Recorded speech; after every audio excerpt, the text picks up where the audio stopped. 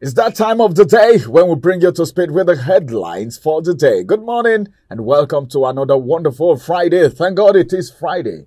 The TGIF edition of The Outnumber is something very, very unique and special because of God's something very beautiful for you this morning. And it's so good that you are right there. My name is Ramsey Enoch, and of course, Bright and Michael are here as always. Well, no one is being outnumbered today. We are on equal ground. Good morning, Bright. Good morning, Mr. Ramsey. That smile is worth $2 billion. Good morning, Bright. Good morning, Michael. Yeah. All right, let's get to the headlines for the day, beginning from the Daily Independent newspaper. This one says, JAMB ask varsity to admit candidates with 140 minimum score. And that takes me to the big story on the Daily Independent, which says, mixed reactions trail federal government, Labour's 70,000 naira minimum wage. A lot of riders to this story, and I'm going to be taking the riders. Then listen to these riders very well because it's going to give you insight into the big story. The first rider, let me take it here. Workers say they can't survive on 70,000 naira as minimum wage. That's rider number one. This one says, accused Labour leaders of compromise say this is a sellout. All right, these are workers talking that Labour have actually sold them out, accepting 70,000 naira. We're actually looking at something within the range of 100,000 and above, but then they've agreed on 70,000 naira after so much dialogue, after the president himself stepped into the situation. Then the next rider said, analysts say increase in salary will provoke other market forces. Ask federal government to consider development of public infrastructure.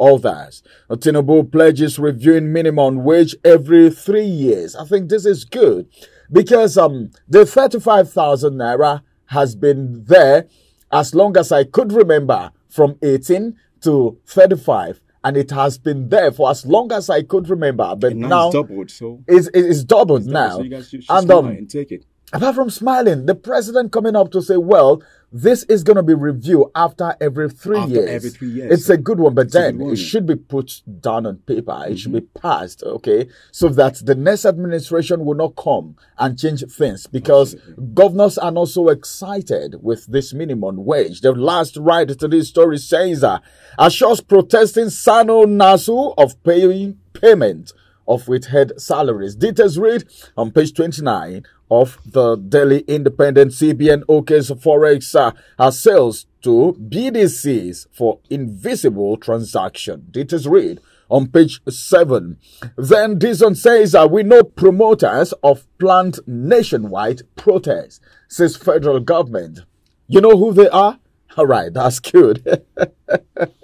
Ndumesak, that's the kicker. Our democracy at risk, lament Atiku. And look, man, details read on page 6. So much to talk about, but then you can pick a copy of the Daily Independent, go through it, and any of it that interests you, you can actually drop a comment for us so that we can actually talk about it. Let's get to the next paper. Over to you, Bright. All right, thank you, Mr. Ramsey. The paper I have here with me today is the Punch newspaper, and the first story I have here with me is crude supply. Federal government continues fuel importation as reps probe IOCs. The other story I have here is reps plead against anti-government protests, accept 50% salary cut. That's actually a very juicy story. Reps plead against anti-government protests and accept 50% salary cut. The other story I have here is CBN resumes BDC dollar rates, and weakens. CBN resumes BDC dollar sales. Naira weakens to 1,570 naira. The big story here today is NASGET bill Tuesday as Tinubu Labour agree on 70,000 naira minimum wage. We have two riders to that story. Federal government says minimum wage for review every 3 years instead of 5 years. That's a good one. The Labour leaders are also justifying the new minimum wage. So it's a very good salary. The other rider I have here is that President directs payment of NASU, SANU withheld salaries. OPS rejects electricity tariff. That we saw NASU and SANU, they were clamoring for their 4 months withheld salary during the previous strike they had. But thank God now that the president has actually approved that they are paid There are 4 months without salaries. It's a good step in the right direction. The media should watch and make sure this has been done. The implementation is key. Implementation is key. It's very key. If this is actually being done, we can now say the president is really working because I think what this Tinubu's administration is doing so far is not so bad apart from the policy. I must say that apart from the hunger in the land, so many things are going on smoothly. Okay, minimum wage agreement. There is at least a benchmark. Local government autonomy. Then now we're talking about settling of NASU and SANO. And even the 50%, the cut of the 50% reps cutting their 50% salary. That amounts to about 1.0 something billion naira, and it's going to be used to buy food for Nigerians, as the case may be. I think these are good development, but then the implementation is very key. Let it not be as if we are supporting the government right now, or we are being whoever. If you've been watching Outnumber, you know how we do it. Yes. So we are not being political. The last story I'm taking here today is 423 billion naira probe. El-Rufai alleges bias and 6 case transfer. That's El-Rufai is asking that his case be transferred from whoever is handling it now to another. Yes. Was it not the same thing Bello said? Yes. But then let me ask, what is it these guys are trying to hide? You know, Bello said his case should be transferred from FCT to Kogi State. Yes. And the court said, no, it has never happened. It's not going to happen. Now we're hearing El-Rufai. What are they really scared of? If you don't have a skeleton in your cupboard, you can't be tried anyway. That story is on page 30 of the Punch newspaper. On the Punch newspaper. Please do well to pick a copy. That's the last story I have here. So over to you, Michael. Thank you, Bright. We move straight to the Nation newspaper today. Above the header, reps donate 1.0 billion to buy food for Nigerians. One writer to the story. Lawmakers cut pay by 50%. Details read page 6. Away from that, Edo Okpebolo hospitalized after attack in Benin. That story is making rounds because Bright is particularly concerned about that story. Well, see, sometimes I just sit down and imagine what Nigeria would have looked like if there was no democracy, because democracy came with a lot of drama. And there was no security. So many things were actually unveiled. You know, we started knowing the real people, who they are. Even people that were clamoring, hey, military, this, that were condemning so many things are doing something right now. One writer to the story, police aide killed on a very sad note. Details on page 5. Away from that, the big story has a kicker, Nigeria economy on growth path, says Reno Omokri. Details on page 5. Federal government, Labour, OPS, 70,000 naira as minimum wage to riders to the story. Bill set for transmission to National Assembly. Workers get 36 high-capacity CNG buses. That is a good one coming from the federal government. Federal government is also saying that we will have to move ahead despite the situation. Oh, sorry, that's coming from Labour, coming from 62,000 to 70,000, and then with the promise that we'll come back soon to renegotiate. That's the promise of the federal government, that after 3 years, we'll come back to renegotiate and see how we can increase from 70 probably to 100. Yeah. Well, 200. Then I don't know how valuable 100,000 naira is going to be. Because, you know, Nigeria, things get deteriorating on a daily basis. And you see the price of commodity increasing every day. So in 3 years from today, 100,000 may not be able to afford anything. If a loaf of bread is 2,000 naira now. That's why it's good that he increased, he reduced the time for review from 5 years to 3 years, which will make him to be able to checkmate. Yeah. Well, whatever, since it's going to be based on negotiation, I think the negotiation will be based on the market forces for that very on the prevalent market forces. Prevailing market last story I'll take on the Nation today. Bill on Council Electoral Commission tabled. One rider. National Assembly begins debate. Do well to pick a copy of the Nation's newspaper today. Over to you, Ramsey. Thank you very much. Finally, from the Daily Trust, Daily Sun newspaper this morning. From the Daily Sun newspaper this morning, the big story says that Labour opens up on agreed 70,000 naira minimum wage. 3 riders to that story. Reaches truce with federal government why I intervened. Tinubu is the one saying that. Then the last rider say, Carlo comments all parties. All right, this one actually is of an interest to me. I'm very interested in this, and I even felt it. When I saw this paper behind closed doors, the only thing that came from my mouth was yeah.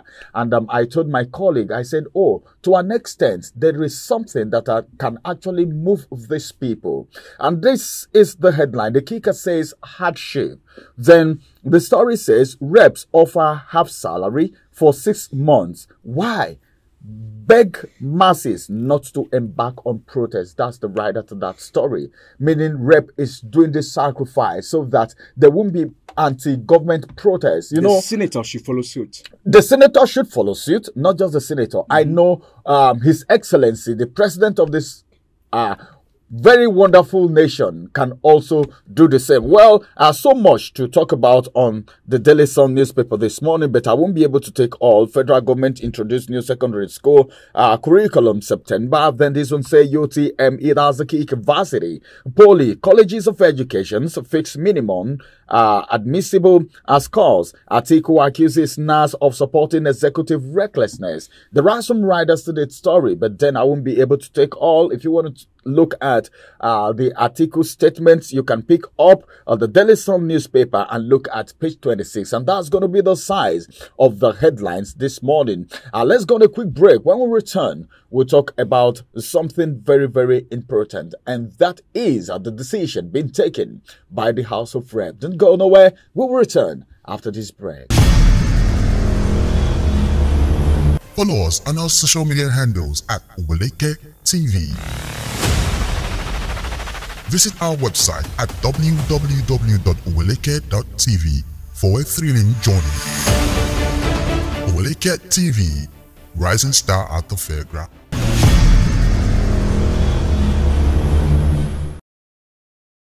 Welcome back from that break. It is still outnumbered live on your screen on this wonderful Friday morning. Let's talk about the protest and, of course, the sacrifice that has been made by the House of Reps. Would this stop the protest? Would this curb the hunger? Can we say this is a good move in the right direction? Are we trying to say this is coming a little late? As a matter of fact, from most of the papers this morning, we saw that the House of Reps is slashing their salary. That is 50% of their salary. For 6 months, their salaries will be slashed. That is the House of Representative members. And these are members, people representing the different constituencies. One, they are taking this decision maybe because they are closer to the people and they know the plight of the people as a matter of fact. But then, can we say this is a good move in the right direction? One of the major reasons why this is being done, one, is for the protest not to go on. Then secondly, is for that money to be used in buying food or whatever it is that will ameliorate the sufferings of the people. Let's talk about this. As a matter of fact, Michael, I'll begin from you. At this step, okay, you said something. You said the Senate should take cue from what the House of Reps members have done. Can we say this is coming a little late because people are hungry right now? There is a looming protest. We know about that, but we don't know when this protest is actually going to take place. Can we say this is a damage control, or we can say kudos to the House of Reps member? Then we also take into cognizance how long, okay, can the sacrifice of 50% salary take Nigerians, as in to quench the hunger in the land? I believe Nigerians have the constitutional right to peaceful assembly and protest also. Is in the law. But then when you look at over the years, most times the government will always wait for Nigerians to protest before the issues prevalent will be addressed. ASU strike, SANO strike, before the president has the order for payment of waited salaries of over 4 months to be paid. But maintaining peace and engaging in peaceful dialogue is always a way to settling having resolutions to issues bedeviling society. That's what I believe. But I think damage control, yeah, is the country that damage is deteriorating. We know that, but then I feel salvaging the situation is actually the next step that is to be taken. If Nigerians have clamored to do a peaceful assembly and peaceful protest to talk about expressing their grievances, then allowing them hit the street before doing this, it's going to be bad, because the international community, remember, they are always watching, the EU and the AU. So would you allow ECOWAS, would you allow the whole citizenry to be on the street? Remember an argument. Just imagine Nigerians with these grievances being on the street. They might destroy cars. That would be there might be robbery, just like what happened before. Looting, like when you saw Nigerians going to ShopRite to loot, it happened before. You don't want to see Nigerians go on the street again, like we had NSAS protests. So that is what the lawmakers have seen, and they've gone a step ahead to see a way to ameliorate this deplorable situation. But I feel, like you asked me, 70,000, given to labor, averagely is good, because that's like double what they were taking before. It's the right step in the right direction. The federal government is saying, hey, take this. We are going to see a way to end hunger and suffering. And remember, the reps are donating 648 million naira, 1.08 billion, to be donated to the vulnerable Nigerians. That's the right step in the right direction. Okay, thank you. If that keeps happening, hunger will reduce drastically. All right, thank you very much. He said the reps are giving that to the vulnerable Nigerians. All right, let me get to bright as it is right now. Protests. Okay, do you see protests? The first question is, do you see protests as a stigma to any nation? Actually, protests in the way you mentioned it now as a stigma to any, if it's a stigma to any nation, it's not actually a very good thing to happen to any nation. If you look at the likes of Kenya, we have seen what happened there during their protest, which is also currently going on. It started like a mere social media rant, but now they went out to the streets. They take it to the streets. The presidency and the government, the Kenyan government, tried controlling it. They met all their requests so far. They have met all their requests so far, but they are not stopping. They are not asking for the president to resign. To step down. I think that's more like a gang up against Ruto anyway. You understand? So I think that is not something that is not something that any nation prays to face right now. Because now, looking at what is going on in Nigeria right now, from to go into the planned protests that they are also planning in Nigeria right now, the motion moved by Senator Ibrahim Isiaka, the senator, APC Ogun State, the rep member from Ife Owuru from Ogun State, he moved a very reasonable motion, because looking at the plight of the people, they are already going head to head trying to solve these problems. Like Tinubu approving the minimum wage yesterday shows that they are trying to work very fast now, so that the plight of the people will be reduced, so that that zeal to go and protest will drop. They're trying to please the people more now. So see, we are working, we are doing these things so that people will not go out again to protest. But is it really good for you to wait until the people react before you start trying to please them? No, I think it's actually not a good one for you to wait for the people to react before you try and please them. But on the other hand, we saw on one of the papers that the presidency said that they know people who are promoting. That exactly the question I want to ask. So I think that is why the presidency is coming out now to solve all these problems. Because you know that people are complaining. They have why the agendas for protest. You understand? They'll say we need so and so things. So the presidency is trying to go after those things and solve them. But then the presidency, the federal government coming out to say we know who the promoters of this protest are. Does that sound like a threat or something? We actually know that in Nigeria there's no protest this kind of protest.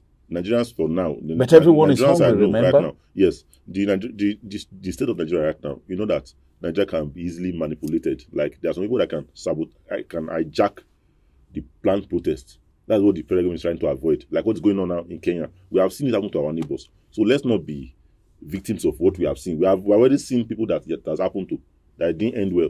So let us try and remove ourselves from that. You understand? Nigeria is too fragile for that kind of protest right now.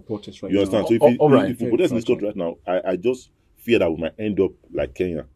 So what do you think, Michael? What do you think the Senate And in just one sentence, I'm still going to take it so bright, you know.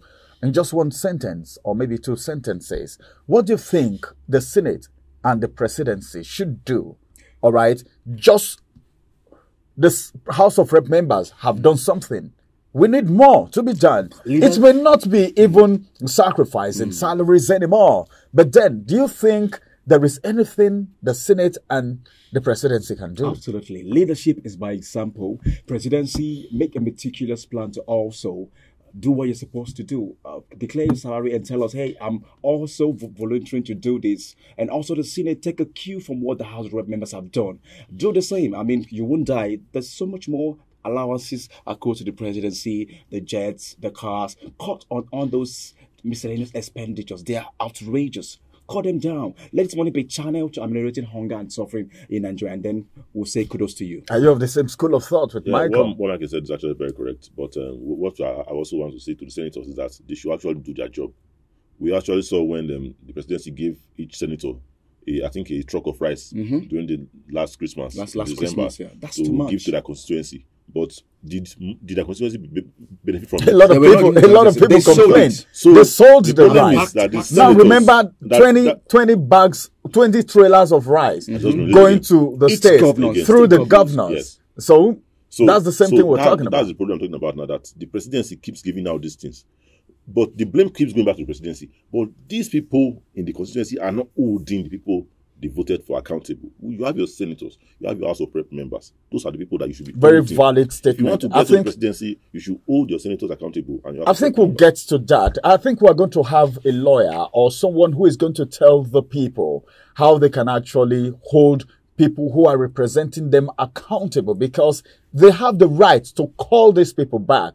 You can stand up today and say, hey, you representing social constituency, we don't want you anymore because you're not representing us well. And the person can be called. They call it recall. You can call the person back. So these are things that we need to know as Nigerians. But then the federal government, let's say this and let's know this, that is far beyond just making statements, signing things, but then the implementation is key. And apart from implementation, the supervision and accountability is very, very, very key too. And that's part of the things that we see this administration doing, but then they should follow it to the latter. This is going to be the size of the big story on Outnumbered today. We will come on your way again, and that's going to be on Monday. My name is Ramsey Enoch. Have a beautiful weekend ahead of you. Bye-bye for now.